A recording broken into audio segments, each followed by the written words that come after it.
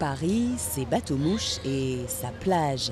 Depuis 2002, entre la mi-juillet et la mi-août, exit les voitures. Quand la météo le permet, c'est maillots de bain et crème solaire sur la rive droite de la Seine. Paris-Plage, c'est Bertrand Delanoë, le maire de Paris, qui en est à l'origine. Au départ, juste quelques chaises longues, du sable et des palmiers pour permettre aux Parisiens de se sentir en vacances et aux vacanciers de voir Paris autrement. La première version a vu le jour en 3 mois. Avec aussi peu de temps, on était dans un système de bricolage, les cabines étaient en toile, enfin voilà. Mais ça a hyper bien fonctionné, ça vous le savez.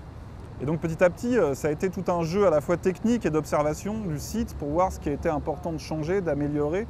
Les amateurs de glace ou de pétanque sont vite fidèles au rendez-vous de l'été, sans oublier les adeptes de la sieste.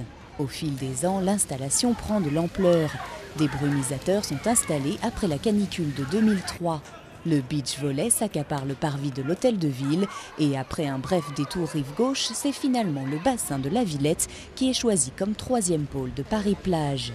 Coût total de l'opération, 2,5 millions d'euros, dont la moitié est financée par des sponsors. Pour la capitale, c'est un succès.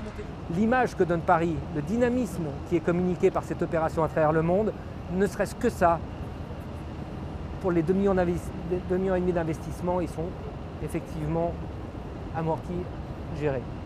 Depuis 2002, le concept a fait des émules. Berlin, Tokyo, Rome, Rouen ou Lille ont toutes leurs plages éphémères. Paris-Plage, pour ceux qui l'ont conçu, c'est la ville de demain, évolutive et piétonne. Je pense que c'est un monument historique, Paris-Plage. C'est le premier monument historique éphémère. C'est une nouvelle façon de réfléchir la ville, surtout. C'est ça qui est intéressant. La plage, c'est pas le plus intéressant. Le plus intéressant, c'est comment est-ce qu'on arrive à transformer une autoroute urbaine en autre chose à un temps donné. Un temps qui pourrait à l'avenir durer plus d'1 mois. Bertrand Delanoë espère dès 2012 obtenir la fermeture définitive à la circulation d'une portion des berges de la rive gauche de la Seine. De quoi imaginer de nouveaux territoires pour les amateurs de pâté de sable.